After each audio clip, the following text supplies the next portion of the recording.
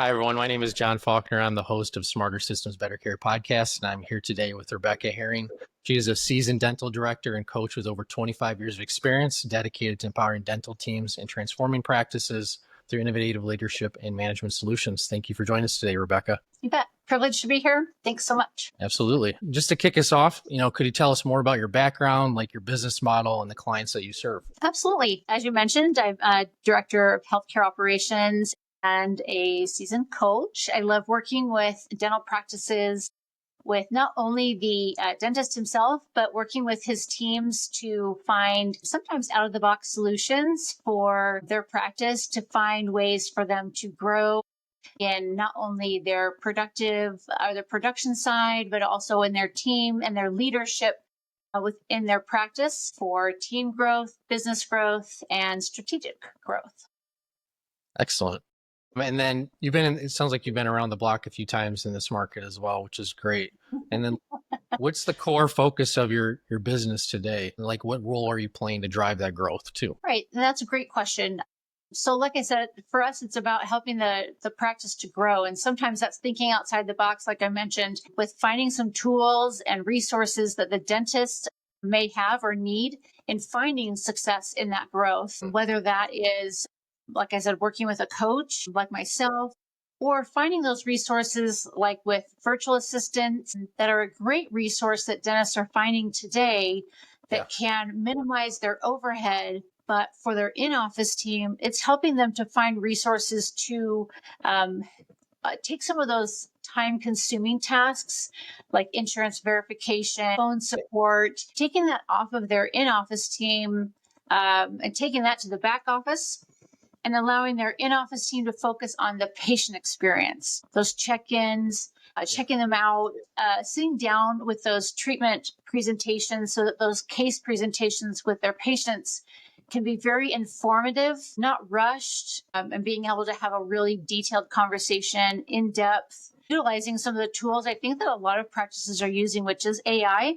which comes down to like AI with their x-rays, those types of things, so that those conversations with patients are very, very informative, but isn't making them feel torn between the clinical and the front, but allowing them to have that patient experience I think that we're looking for.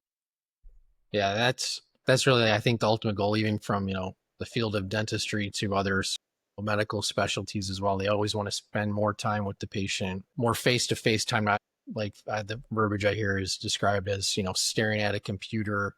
They want that taken away from them, that burden, so they can get back to what they really went to school for, which is spending time with the patient and giving them a great experience. Right. Absolutely. A lot of our dentists today are going in and being able to offer some real specialty opportunities to their patients, implants, not that that's new, but sleep dentistry with helping them get better sleep, everything having to do with, as we start to realize today that our oral health is just the start, right, of our entire health system. And so a lot of dentists are utilizing some of the sleep medicine to help their patients sleep better, and realizing that that's all gets tied to a lot of our cardiovascular, to our perio disease. All these kinds of things are tied together. And when you get into that sleep medicine side and the breathing side of dentistry, that takes a little more than just a quick x-ray or a quick 10-minute consult with your patient. They really do need to sit down and engage with them. So when we can take some of that time consuming things off of the front desk and let them engage with the patients, to have those important dialogues and conversations with them about some of the things that are happening in their mouth and in their breathing and their sleep, whatever it may be that they're wanting to bring into their practice, it does allow them to build what I would consider a trusting relationship with their patient for what we consider to be, you're right, more face-to-face interaction and conversation with our patients in our practice. Yeah. And then kind of going along that too, what's like one shift in your industry that you think most operators, people in a similar role as yourself, are underestimating as you're working with these dental practices? I think the one thing that we're underestimating is the integration of AI. I always say, we're still a service industry. We still have to be with our patients. There's still a human element to what we do. Right. So when we are, when you guys talk about, smarter systems, we want to utilize some of that AI in our system so that we can be more productive, so that we can give more to our patients. I hope we never see the day where AI takes over everything that we do, because Not we do anytime still soon. So have a yeah, very, we still have a human element, and we still are taking care of patients, and we still have that the care side, I think, to what we do. But there are still a lot of elements to what we do that can speed up some of the processes in our practice, that can make us more efficient and offer a lot of services to our patients that can be extremely helpful the care that we give our patients in the long term. We mentioned, the x-ray side of things for patients that don't have the same understanding that we do when we're working in the practice, or we've been in dentistry for a long time. We can look at x-rays and understand the shades and different things that we see on an x-ray, but sometimes trying to explain it to a patient, they don't always understand what it is that they're seeing. yeah, what they're looking at. Sometimes I think that they just go, yeah, I see that. Yeah, totally see that, doctor. Yeah, definitely need to Yeah, take care of that. And I think that they walk out sometimes feeling like, I really don't understand what that was that I was just looking at.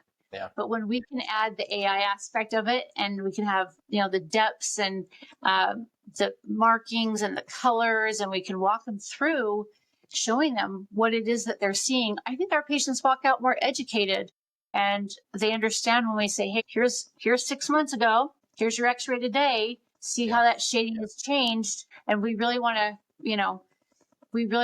take care of it now, because dentistry isn't expensive until you don't take care of the problems earlier instead of waiting, right? If you Preventative. wait 2 or 3 years, yeah, it's going to be really expensive. But if you take care of it now, it won't be. Right. Yeah, that's an important part to kind of get across to your patients too. Like, and if, especially you call it a good point, like they don't understand what they're looking at, or maybe they're just agreeing with you because they don't want to feel like insecure or whatever the reason is, for Yeah. that particular instance. So yeah, that's a really good call out, and especially with AI as well. And then, how are you seeing people in industry adapt to AI in the dentistry space specifically? I heard you call out a couple examples, like radiology, imaging. What are some other examples that you've seen? So other things I'm seeing, again, we'll come back to that virtual assisting side.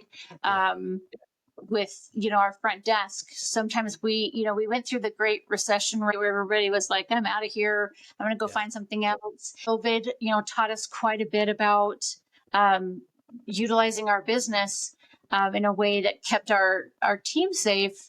And we realized that a lot of things that we do at our front desk can be done remotely, yeah, and this is a great piece of information for our dentists, for our owners, because as staffing costs go up, and as our reimbursements for insurance aren't going up, but the need for systems at the front desk become more important. I yeah, think one thing we have to keep in mind is we can still get the work done, and it can be done remotely. We have incredible workers inside the US. I'm going to acknowledge that.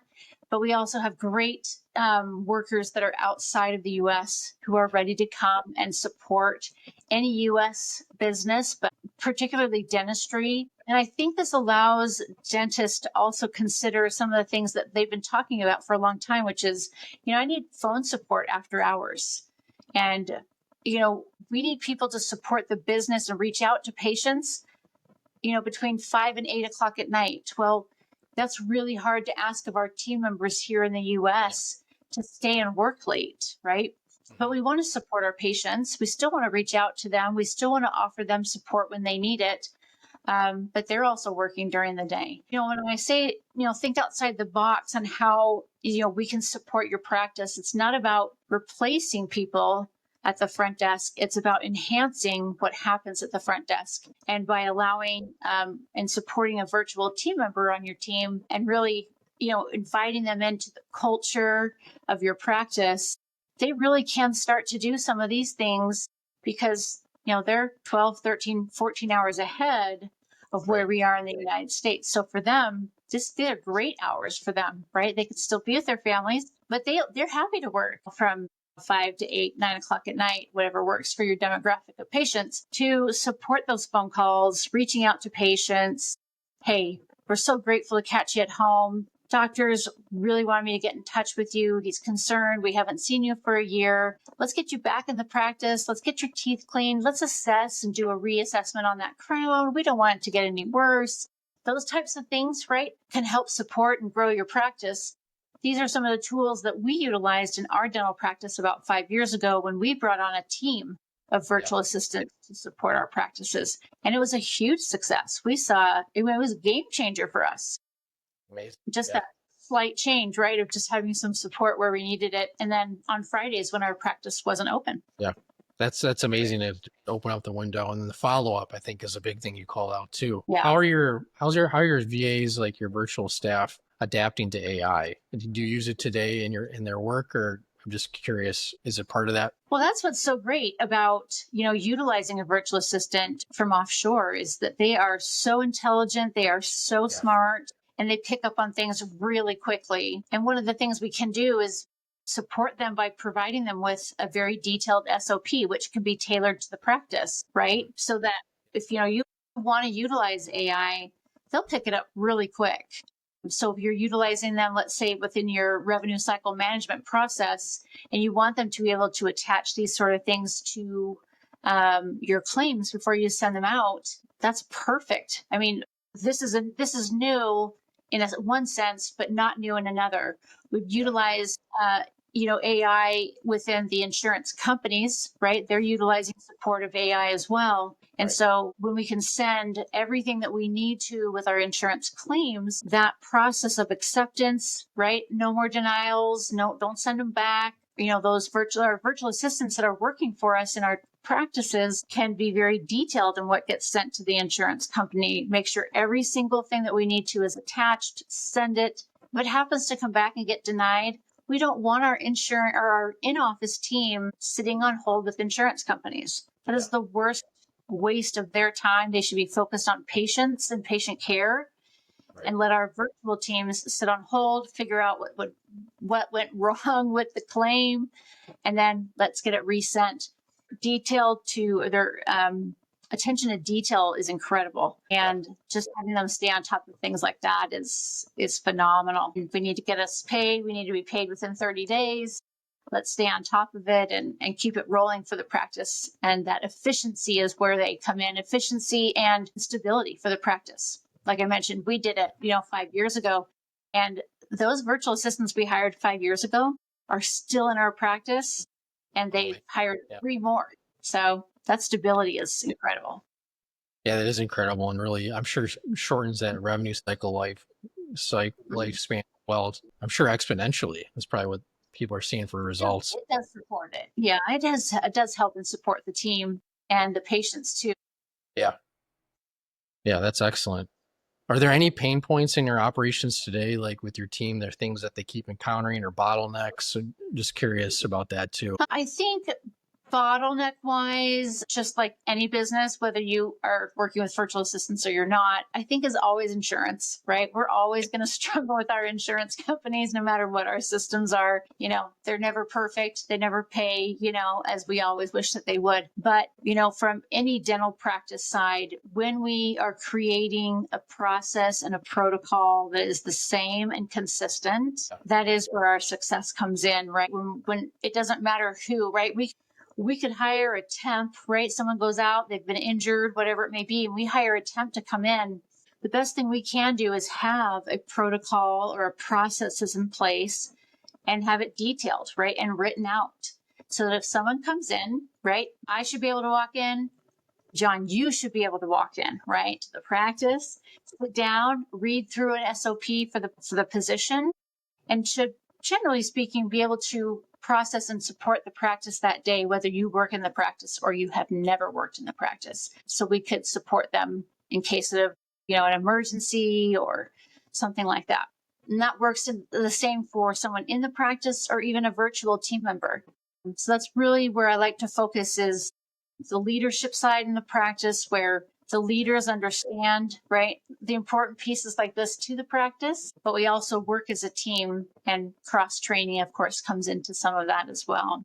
But really that dynamic within the practice, that culture that we build for everybody. Yeah. And it's not always the most exciting part of the practice to really help, any business is setting up a standard operating procedure, but it definitely is worth the time to invest in to make sure everyone's following it the same way and making sure it's tested and making adjustments if something's not clear going forward, which is great. And then as far as like kind of getting back to like your own business too, like are there any parts of the workflow like, because I'm not sure exactly how you find your clients. I'm kind of curious to hear that too. Is there like places in the sales or intake or marketing that you wish just ran smoother? I'm kind of curious about that too, because I don't personally have a lot of experience in the dental space. So I just wanted to hear your perspective. Yeah, I really appreciate the referrals. Yeah. Honestly, they come from other consultants or vendors that are in the space and dentistry and healthcare, medical, that end up working with a client or supporting a practice and make that referral introduction, knowing specifically what space I worked in with practices. Those are always the best because it always makes for a really easy introduction and transition and working with a practice. I do work with in the space of ADOM, which is the American Academy of Dental Office Management. So a lot of us that are within that realm support each other in our practices. We can also, of course, success is really what it's about and trying to help other practices be successful as well. Some of it stems back to the fact that my dad's a dentist. He's retired. He's been retired for like 20 years now. But that when I'm working with the dentist and his team, it just somehow resonates really personally for me as though I'm working with my dad. So that team success and that business growth and success is also really personal. I'm very much a boots on the ground type of a coach, and I want to be there and support them. What do you need? And I'm grateful for a lot of the relationships that I've built within the industry so that if someone is in need of something outside of my realm, I'm grateful to have relationships where I can make that introduction and support the practice with whatever they need to grow their business and think outside the box, like I said, with anything that they might need. Absolutely. And it sounds like it's great to have the personal experience too. So you can probably make that immediate connection with your clients, which is really important and building that rapport. And it sounds like you're getting to associations and like-minded people that are in the space. You get referrals that way, which is great. And like another question I had to kind of continue with that is like, what's working really well for you right now in your business? And like, what's been harder than expected? Kind of interested here, like both perspectives, like in your experience. Yeah. So working well is always, there's unfortunately that when the dentists go to dental school, I don't think they're given much of an opportunity to learn how to run the business side. So I love that opportunity to come in and share my knowledge Coach them through that of process. running the business side, right? And educating their and training their office managers to understand what should we be doing, each month, each week, each quarter, what should we be looking at in numbers, training them to understand tracking of their highest producing procedures and how can we add things in to build this up, perfect day scheduling, those kinds of things that sometimes they don't understand exactly how that works. But when Yeah. they say, I need to grow, I need to produce more, it's not always about, well, then you need to work 7 days a week. Yeah. That's not the answer. No one will, and no one wants that. So what we really want to see is how do we keep everybody working in harmony and having a very successful day in the way that we schedule what it is that we're doing within the practice, right? So Yeah. that's generally what I'm going to go in. And when I say, there's a strategic side, there's a team development side, always finding the right people for the right seats.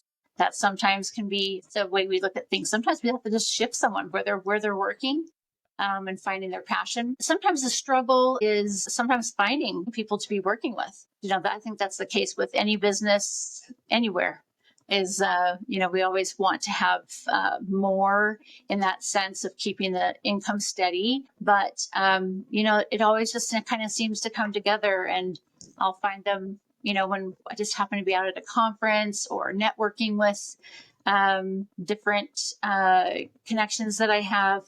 And so again, I'm just really grateful for those that I work with closely who value, what it is that I'm bringing to the table, and especially the dentists. My heart really goes out to them when, they're struggling and They really want to see some change and some progression and, like, again, success and growth within their practice. And I love coming in and working with them and finding that for them, even if it is just short term, Yeah, and absolutely. training their team members to be a team, because it really isn't just the dentist that's part of that. Part of that. Yeah, it's just one piece of the puzzle from what Mm-hmm. you just from being a a dental patient, obviously for many years. So I'm sure like many people watching this, but yeah, there's a lot of different parts to that, to the check-in, to the being guided to where you're supposed to sit for your appointments. It's all those little micro experiences that create a bigger experience for the patient from beginning to end. And it sounds like you really are nailing it, which is amazing. Yeah, thank you. And then I'm curious too, do you ever look at like data or like reporting or metrics, or like how do you measure success with these practices? Like what do they value, when you're working with them? Just curious to hear that. Right. Yeah, and that's a great question. So I really, when I bring on a new client, I really like to sit down, and we'll spend 90 minutes to 2 hours with the doctor generally, and the office manager if he wants to include that person in this intake initial phone call, where we walk through very specific overlay of his practice, right? What is going well? What's not going well? What goals do you have for the next year specifically, right? And then 5 and 10 years out, where do you want to be? What growth do you want to see? Do you want a second location? Those types of things. What do you want to bring into the practice? Do you have any CE that you want to do? Like, do you want to move and bring in implants? Do you want to bring in ortho? Those types of things. We're also looking at a strategic sense of, do you want to build out the practice? Do you have room to add 2 more chairs? So we're looking at the strategic growth of the practice. Like I mentioned, team development. Sometimes there's a need for clinical growth. Sometimes there's need for, the admin front desk growth. And Yeah. so then what do we want to do with that? So we lay out very specifically what the goals would be during our coaching time, generally, for a year. But of course, those always extend as we continue to want to grow bigger and bigger, or we have different direction that he wants to take that practice. And we lay that out. We have goals and dreams for the doctor. Of course, you always got to talk about those dreams. Yeah. And that's strategically how we assess that. And then we set up meetings and trainings and development for not only the clinical, but also for our admin team at the front and for the doctor. Sometimes he needs a little support in learning how to be a great leader, a Yeah. great coach also for his own team. And that's kind of where we take that coaching relationship with him and his office. And it's so fun. I absolutely love working with the dentists when they are so concerned and they're not sure. And then they come out and they're excited. They build this team that they are thrilled to be working with. And then, you just see them keep going and you're just excited and thrilled. It's just an undescribable feeling sometimes to be working with dentists like that. And then they just have this newfound confidence in themselves and in their team and in their practice. And that's the ultimate goal of coaching and working with dentists and their teams.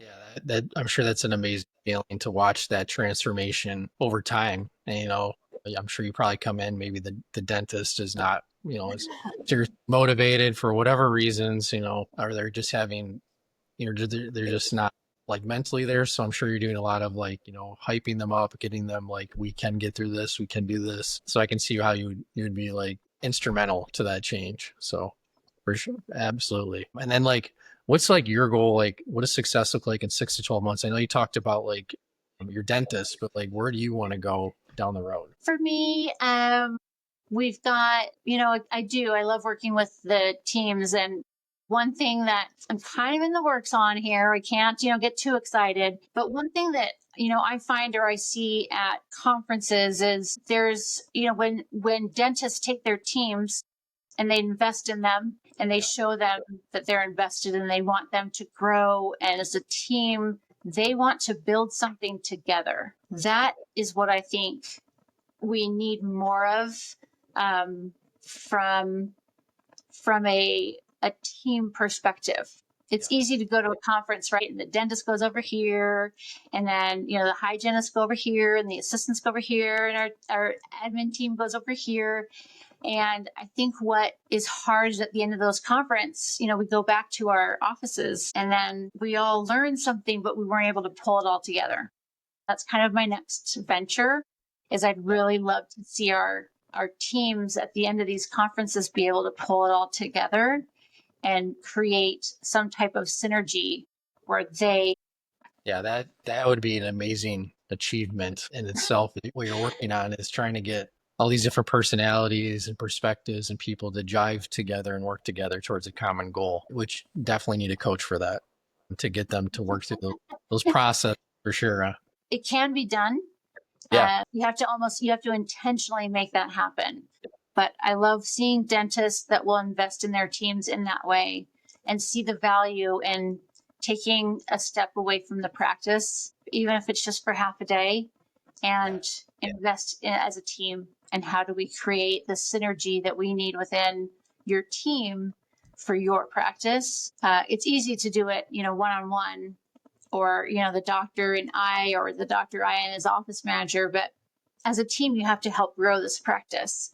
And when everybody feels invested, right, in that practice, and that they each are important in their own way and for what reason, and how is each person going to contribute to that growth and the success, everybody's just a little bit more invested. They find happiness and joy in their job when everybody's meeting these goals together. Absolutely. Everyone wants to be happy because of the most simple concept, how to bring it Yeah. down. They just want to be happy. They want to have meaning, and that's really what it comes down to, right? Well, we all want to feel appreciated in what we do, right? No matter what it is, work and outside of work, personal life, whatever, professionally. And in order to do that, we have to know what it is that we're trying to obtain. Right. What's the goal? What are we trying to do? And when we do it as a team, it's even better. Yeah. It's even better. Well, thank you for your time today. Where can our audience find you on, or how can they connect? Absolutely. And that's a great question. They can reach me via email. It's Rebecca@yourtdcoach.com, or you can find me on my website at yourtdcoach.com. Excellent. Well, thank you for your time, Rebecca, today. And it was great having you on the show. Thank you. Thank you so much. It's been a pleasure. Thanks, John. You're welcome.